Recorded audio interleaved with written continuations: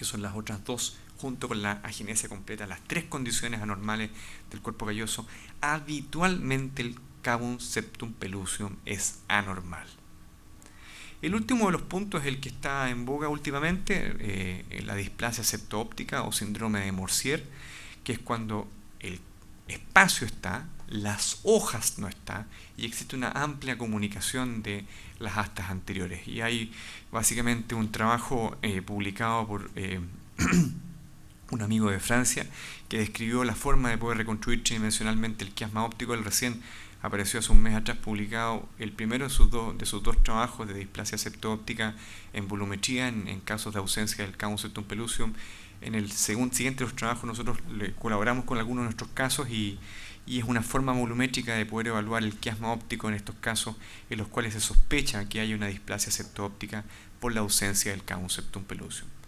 ¿Y por qué en los casos de sospecha? Porque a veces también existe una agenesia aislada y en general el pronóstico en estos casos no es muy bien conocido, pero habitualmente es bueno. Y nosotros tenemos por lo menos dos casos de agenesia aislada del cavum septum pellucidum en los cuales nuevamente hay ausencia del cavum septum pellucidum. Entonces es interesante la destrucción. La destrucción puede ocurrir, volviendo a lo que es la imagen normal del cavum septum pellucidum. Aquí usted no lo ve. Voy a repetir la imagen para que ustedes vean la diferencia. Concéntrense en esta estructura, el cavum delimitado por sus hojas y cómo se encuentra destruida estas hojas, en este caso de un cavum anormal. Ven claramente la diferencia, ¿cierto? Sutil, pero naturalmente debería ser bastante evidente. Y aquí una serie de otras imágenes anormales del cavum septum pellucidum. Aquí no se ve una estructura transversa. Aquí se ve, y se ve pequeño, se ven las astas separadas y distendidas. Aquí francamente no se ve líneas ecogénicas laterales que pueden hacer sospechar que estamos frente a un cavum anormal, pero esta también es una estructura normal y esta es también una alteración del cavum septum pellucidum. Es una agenesia del septum, una agenesia completa del cuerpo calloso, y estos dos son disgenesias, hipoplasia y agenesia parcial del cuerpo calloso. Todos cavum septum pellucidum anormales. De tal forma que es muy importante. Entonces, primero, plano transventricular. Segundo, ausencia o alteración del cavum septum pellucidum. Generalmente la agenesia completa no se ve. Junto con eso, generalmente en la agenesia completa, volviendo al signo anterior, usted ve una colpocefalia, de tal forma que si ve una distensión del alta posterior y no ve el cavum septum pellucidum, está frente a dos de los signos indirectos de agenesia completa del cuerpo calloso. El tercero de los signos indirectos no está presente tampoco en las normas y es algo bien sutil, que es que en todos estos casos de agenesia del cuerpo calloso, usted coincidirá conmigo que teniendo claramente la fisura interhemisférica, existe una separación entre las paredes internas de los hemisferios. ¿Lo ven? Aquí probablemente es sutil, pero en este caso es evidente, aquí es grosera y aquí es más que evidente. Tampoco están las normas, hay que mirar el espacio central del cerebro y ese espacio corresponde a la separación interhemisférica y cuando esa separación es significativa es otro de los signos indirectos de agenesia completa del cuerpo calloso.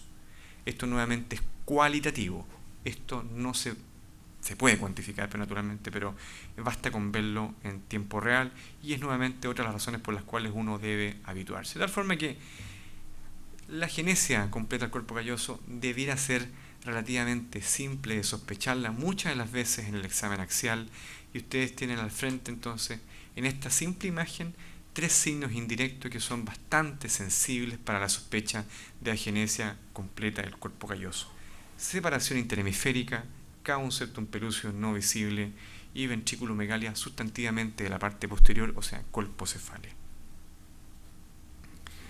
Nos vamos al tercero y último de los planos, que es el transventricular, que es el que ve la fosa posterior, ¿cierto? Es un plano un poco más caudal, algo angulado, o sea, el primero era, para modo práctico demostrativo, así para que lo vean, el siguiente es así, y el tercero es aquí, un poco más oblicuo, que es el plano transcerebelar, y como su nombre lo dice, nos permite ver la fosa posterior y el cerebelo. Como es oblicuo, como es angulado, usted puede ver igual el cabo septum pellucidum, debe verlo naturalmente, pero ve fundamentalmente la fosa posterior, el cerebelo, los hemisferios cerebelosos, la cisterna magna, se ven los tálamos en la línea media separados por la fisura interhemisférica. Hay una serie de otros elementos importantes y lo que uno debiera hacer en este plano, y es altamente recomendable hacerlo siempre, es medir el diámetro cerebelar transverso y medir la cisterna magna. El diámetro cerebral transverso incrementa 1 milímetro por semana, entre las semanas 14 a 21, no tiene ninguna importancia este crecimiento. Hay trabajos de hace muchos años que es importante para evaluar el crecimiento fetal, que es lo que hace uno en la práctica siempre. Si uno ve un feto que es más pequeño, le mide el cerebelo y si coincide con la amenorrea, probablemente es retardo. Si coincide con la biometría, probablemente hay una diferencia de edades en una paciente que no se ha controlado su embarazo. O sea, naturalmente situaciones que aún existen, pero que puede ser de utilidad, y esa es la única razón del último de los comentarios. Es importante medirlo. Es importante prestarle atención a la medición del cerebelo, porque, por ejemplo, la hipoplasia cerebelosa puede ser y es uno de los signos muchas veces sutiles de infección por citomegalovirus. La infección por citomegalovirus tempranamente en el segundo trimestre produce un impacto muchas veces en el crecimiento del cerebelo, de tal forma que, a pesar de que muchos de los signos de infección citomegálica son sutiles, la hipoplasia del cerebelo global puede ser una manifestación de infección citomegálica, de tal forma que cuando usted lo mida, no lo haga mecánicamente, sino que observe en la gráfica de crecimiento, si es que usted no tiene una base de datos que de los informes hechos con las desviaciones estándar, observe que efectivamente la biometría del diámetro cerebral transverso corresponda con lo que usted ha efectuado en el resto del feto o con la gestacional segura de esta paciente. Es muy importante eso. En este caso, un ejemplo, 28 semanas de gestación, un cerebelo de 24 semanas que probablemente desde el punto de vista estructural se ve bien y probablemente si uno no está atento a la medición puede pasar inadvertido. La cisterna magna es otra de las mediciones importantes, todos ustedes la conocen. Hay que tener la precaución de que si el feto está en transversa o en podálica, o sea, si está dolicocéfalo, probablemente es un poco mayor, no hay que asustarse. Lo otro importante, que es algo práctico, nuevamente no están las normas, en que muchas veces uno en el principio del tercer trimestre mide la cisterna magna y le da 10,2, 10,5. Entonces la pregunta siguiente, que usted la va a medir de nuevo y le encuentra 8.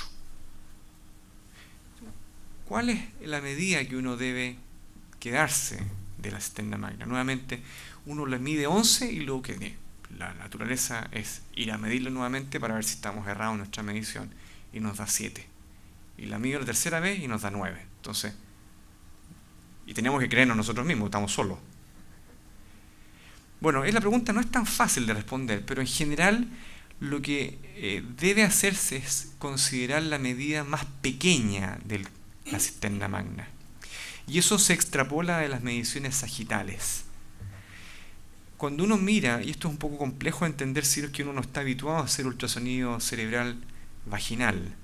Cuando uno mira la cisterna magna, y vamos a tener algunos ejemplos de muchas imágenes, la cisterna magna es una estructura muy grande por vía sagital, de tal forma que lo que nosotros estamos viendo en los planos axiales es una serie de secciones que tienen distintos planos, de tal forma que por vía vaginal a nivel sagital usted mide la cisterna magna en el diámetro más corto que hay entre el vermis cerebeloso y la estructura ósea.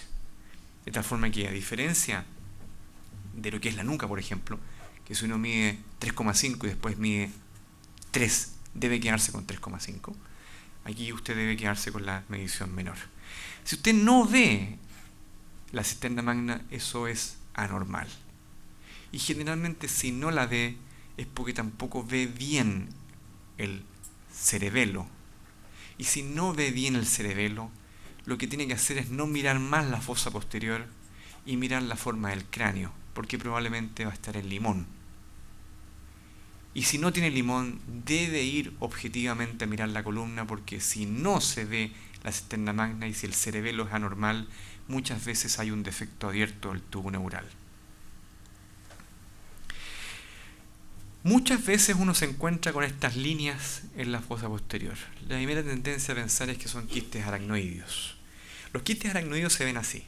Cuando uno lee los libros clásicos quistes aracnoides, uno se encuentra con fotos dantescas de imágenes grandes.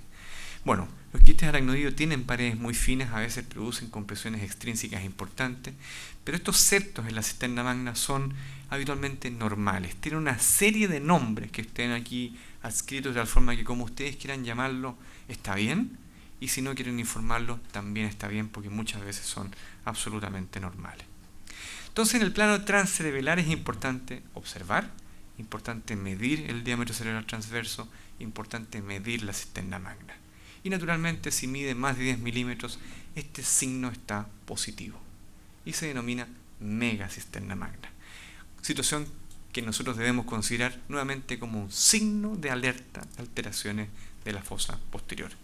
Mucha precaución con la evaluación de alta resolución temprana en el embarazo.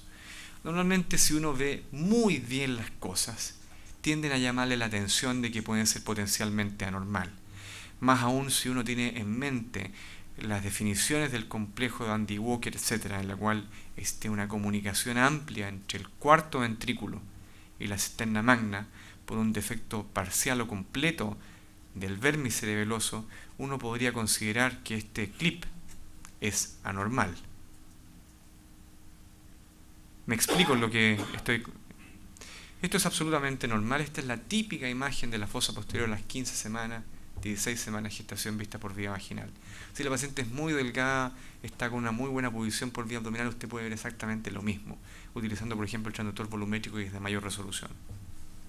Esto es absolutamente normal y es parte del desarrollo ontogenético del cerebelo. Sin embargo, en este caso, nuevamente una distensión evidente de la fosa posterior. Tenemos una muy buena imagen de los hemisferios cerebelosos, una muy buena imagen del vermis cerebeloso y del cuarto ventrículo. Usted puede medir el cuarto ventrículo y hay tablas que le indican cuál es el tamaño de este cuarto ventrículo en condiciones normales, tanto por vía abdominal, vaginal y nuevamente en resonancia nuclear magnética. Es importante entonces reconocer los hemisferios. Trascendental reconocer la estructura del vermis, que habitualmente es más ecogénica. Obviamente, si no ve estas estructuras, debe ser esto claramente sospechado. Esta es una lesión grosera, evidente de la fosa posterior, más grosera aún, que probablemente esta no va a pasar inadvertida. Un detalle que tampoco está en las normas es observar esto. Cuando uno mide y mira la fosa posterior, generalmente el vermis hace una prominencia posterior, discretamente convexa. La estructura ecogénica que está entre los hemisferios cerebelosos hace una convexidad posterior. Y esto es muy, muy importante, porque a veces, sutilmente, esta fosa posterior que tiene un diámetro cerebral transverso normal, una cisterna magna normal, no tiene esa prominencia posterior.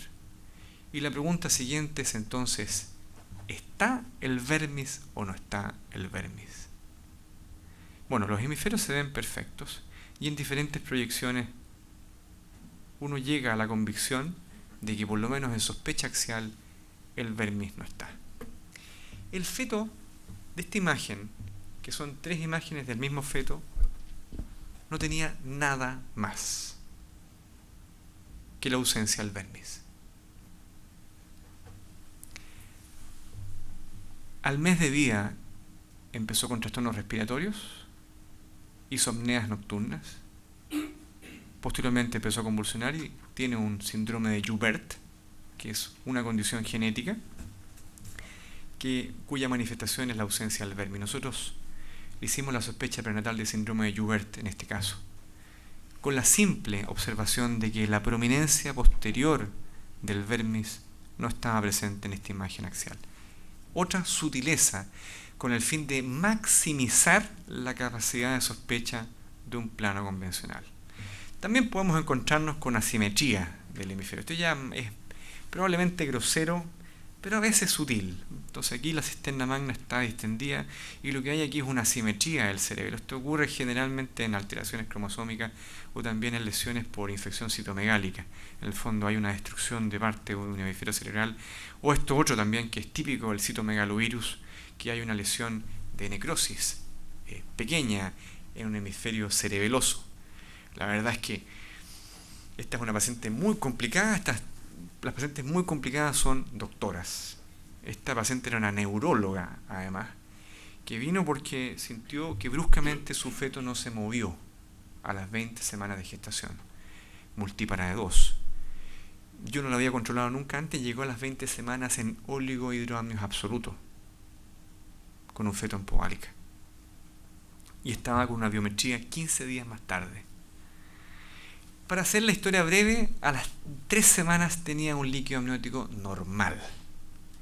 Y naturalmente tuvo su parto a término con un recién nacido no muy grande en peso y que neurológicamente está bien.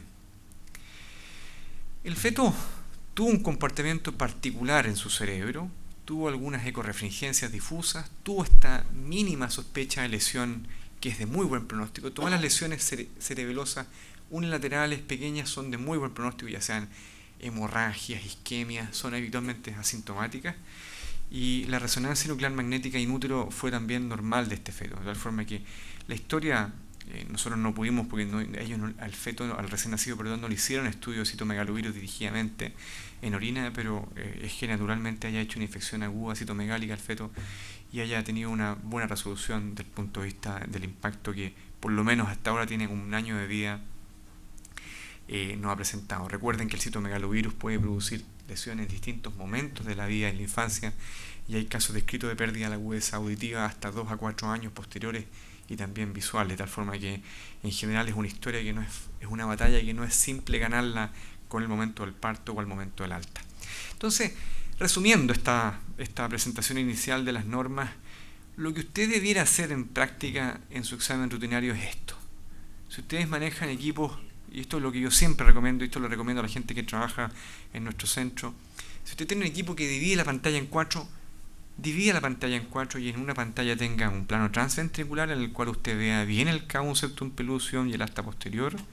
En otro plano tenga, por ejemplo, el plano transcerebelar, en la cual pueda ver el cerebelo, la prominencia posterior del vermis, medir o objetivar que la cisterna magna no está distendida, observar el ventrículo proximal, aunque sea en forma cualitativa, y si teniendo la opción, como es tan importante, concentrarse específicamente en el cavum septum pellucidum.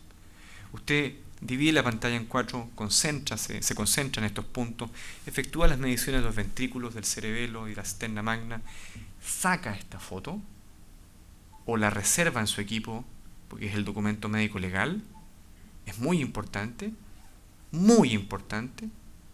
Yo tuve una vez una paciente que yo era muy amigo de su padre, andábamos en bicicleta juntos en la montaña, y cuando su hijo se embarazó con su mujer, naturalmente, la llevaron para que yo la controlara, y yo la vi porque su médico le pedía solamente una ecografía en nuestro centro, que fue la ecografía del segundo trimestre. Las fotos eran igual que esta.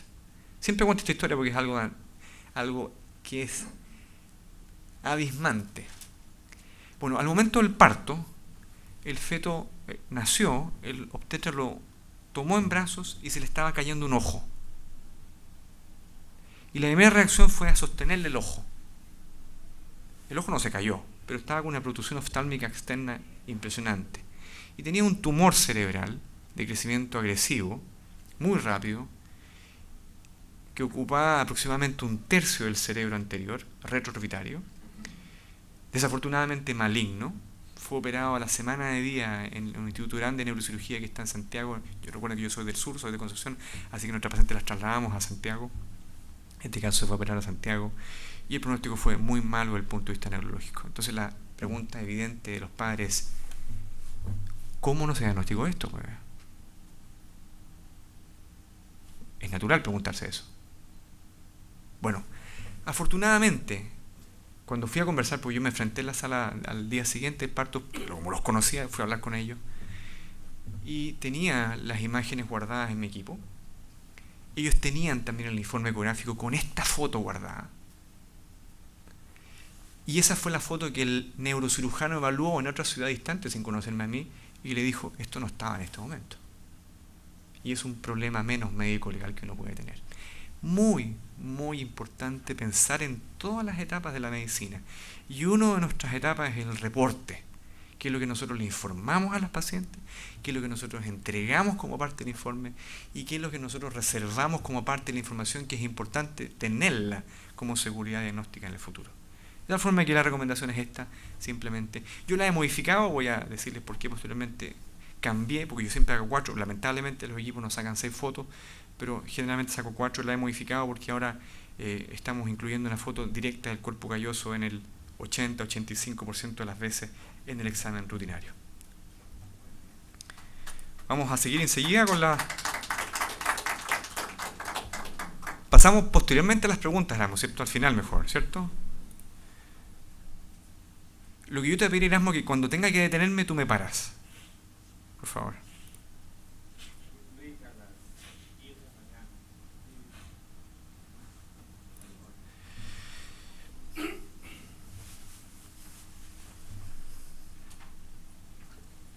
Bueno, el título es evidente. Todos ustedes hacen volumetría, ¿cierto? Todos ustedes hacen examen de cara, le hacen una volumetría a la cara. ¿Cuántas de sus pacientes no les gusta que ustedes les muestren la cara en 4D o en 3D? Hay algunas mujeres, ¿ya? Pero proporcionalmente debe ser un porcentaje inferior al 0,1%. Yo recuerdo, en los últimos 10 años, yo tengo una paciente que me ha pedido que no le muestre la cara en 3D. Y probablemente debe ser alguna condición psiquiátrica propia de ella.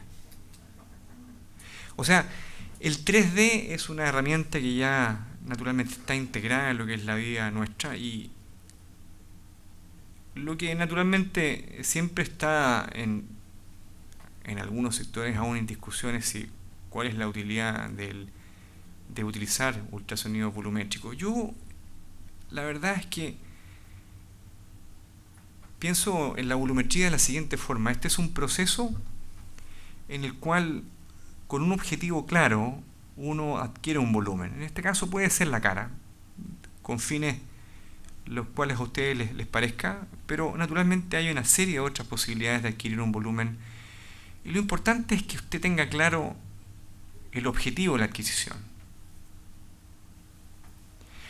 ¿Por qué motivo? Porque si usted va a adquirir un volumen, es porque usted quiere desplegar la información de ese volumen. De tal forma que si usted adquiere un volumen sin un objetivo, el despliegue probablemente no va a ser o no va a determinar el resultado que usted aspira. Les voy a poner un ejemplo simple de un trabajo que estamos haciendo ahora de micrognatia en primer trimestre. Micrognatia en primer trimestre naturalmente es una condición que es infrecuente, entonces hemos estado pidiendo volúmenes en distintas partes del mundo de gente que tenga casos de micrognatia en primer trimestre. Y hay un grupo en Rusia que tiene una cantidad enorme de micrognatia, yo no sé, quiero que comerán allá la gente, pero una cantidad, pero todos los volúmenes son adquiridos en 4D. O sea, el operador adquiere el volumen en 4D como para obtener una imagen de superficie de la cara. Y ese volumen 4D es el que nosotros estamos tratando de desplegar la información con un objetivo determinado. La adquisición en 4D es de menor resolución que la adquisición en 3D estática. De tal forma que si usted adquiere en 4D, va a perder resolución volumétrica. Y naturalmente la adquisición de 4D es para superficies. Si usted quiere evaluar, en este caso, por ejemplo, estructuras óseas, para hacer mediciones, naturalmente el despliegue va a ser muchas veces frustro, porque no va a contener la información. Ahí hay un claro ejemplo de que la adquisición debe ser con un objetivo, con el fin de que el despliegue de la información sea como ustedes esperan. Esto es muy importante cuando usted quiere adquirir un volumen de una condición normal, para hacer una serie normal, de una condición patológica, por ejemplo, adquirir una boca no da lo mismo como usted adquiere una boca, o una columna, por ejemplo, con el fin de que el resultado de la manipulación volumétrica sea el que usted aspira, para que finalmente el análisis sea adecuado. Y en ese sentido nosotros tenemos por ejemplo, yo recibí el viernes 5 nuevos casos de Rusia, que los mandaron de Europa, de los cuales uno solamente servía, porque el análisis era imposible efectuarlo nuevamente porque la adquisición no fue hecha con un objetivo claro. Entonces este algoritmo simple volumétrico es muy importante considerarlo cuando usted va a adquirir un volumen. Probablemente en términos de la cara esto se minimiza. ¿Por qué motivo? No porque no se haga, pero ¿por qué motivo? Porque el equipo ecográfico viene muy dispuesto a que la adquisición, el resultado final, el análisis de la superficie de la cara sea lo más expedito posible, porque los ingenieros saben que esto es un punto importante de la aplicación del equipo.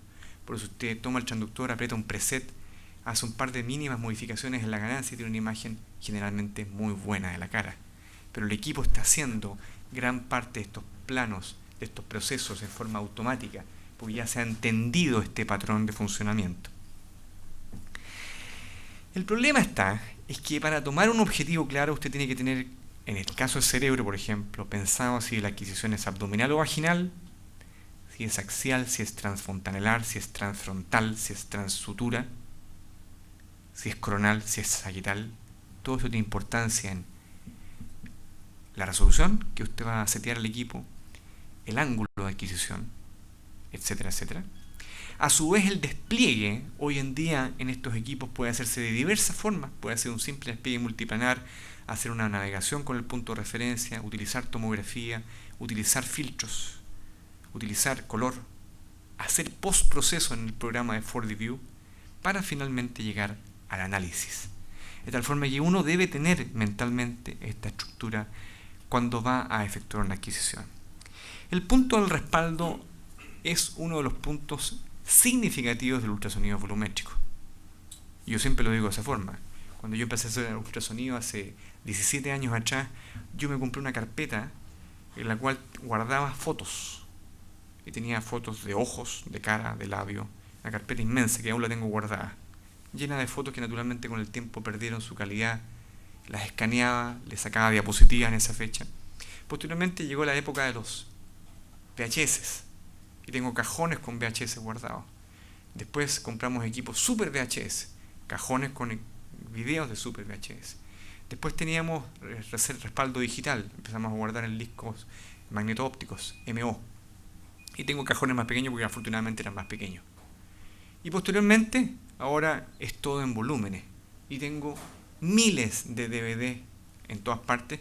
Y ahora, gracias a la ingeniería, tengo por lo menos 5 discos duros externos que están llenos de volúmenes y el computador está lleno y el ecógrafo está lleno. Entonces el respaldo de la información, que es a donde voy, es uno de los puntos trascendentes, porque hoy en día uno, si tiene un buen volumen, puede utilizarlo con fines académicos y traer parte de la paciente en tiempo real y manipularla como uno casi podría hacerlo con el transductor en la mano a través de la volumetría. O sea, el respaldo y la utilización científica y académica es naturalmente uno de los elementos más importantes del ultrasonido volumétrico. Y de este respaldo, naturalmente, se genera el aprendizaje por parte del operador para entrenarse en eso y la educación a nuevos especialistas, y es naturalmente la puerta hacia la telemedicina. O sea, si usted quiere un buen volumen o un volumen relativamente óptimo, es capaz de comprimirlo. Hoy día los correos electrónicos convencionales soportan Gmail hasta, creo que son 10 o 20 megabytes, mega de transmisión, 20 son. O sea, usted puede enviar por correos convencionales volúmenes de alto peso sin ningún costo para ser analizados a distancia. De tal forma que el impacto es trascendente. El impacto es médico en lo que respecta a la capacitación y entrenamiento, y al paciente en lo que respecta a la segunda opinión por telemedicina. Entonces, teniendo claro este ejercicio, vamos a ver qué es lo que se hace con un volumen. Aquí son volúmenes tridimensionales en los cuales se está efectuando, después de una adquisición estática, una simple navegación con el punto de referencia. Se está moviendo el punto de referencia de un lado al otro en el plano B, que es este plano coronal, y lo que ustedes ven para efectos prácticos en el plano A es lo mismo que si yo tuviera el transductor en la mano, haciendo un corte sagital, con la mano del operador sujetando la cabeza y haciendo este movimiento, que es uno de los movimientos esenciales descritos por Timur Trich de neurosonografía transvaginal para hacer la línea media sagital y los planos parasagitales. De tal forma que esto está emulando de alguna forma los planos sagitales y medios sagitales que Tim Ortiz describió hace muchos años atrás. Naturalmente teniendo la posibilidad de que este punto de navegación puede movilizarse en cualquier sentido y reconocer no solamente en este plano sagital, sino que también en el axial, el plano de visión. Lo mismo ocurre si efectuáramos la adquisición desde el punto de vista coronal y efectuar entonces una movilización ahora en sentido antero-posterior del punto de referencia en B con el fin de reproducir los planos coronales. Y nuevamente esto es lo mismo que si rotáramos el transductor en coronal, fijáramos la mano vaginal nuevamente, insisto, y siguiéramos todos los planos que Tim Ortiz describió coronales, que son los que emulan la neurosonografía postnatal. Y tenemos entonces volumétricamente los dos movimientos más importantes de la neurosonografía transvaginal. Entonces, uno de los puntos importantes que yo quisiera que quedaran en la retina de ustedes es que hoy en día incluso aparecieron hace poco las normas de evaluación de feto en segundo trimestre y naturalmente está incluida la evaluación de la cara. Y la evaluación de la cara uno la puede o no tener integrada. Generalmente uno la tiene integrada porque gracias nuevamente al 4D todos tratamos de buscar la cara con el fin de mostrarle la cara a los pacientes. Uno debe aprovechar esas instancias. Yo siempre, cuando el 4D se empezó a hacer masivo, esto yo lo nombraba en los cursos del año 2004, yo con mi jefe nos propusimos en que nunca íbamos a hacer un examen de 4D dentro de un examen rutinario. Nunca. Nunca íbamos a mostrar una imagen de superficie en un examen que no fuera un examen tridimensional o un examen de Doppler color. La razón de eso es porque si usted tiene establecido que su examen dura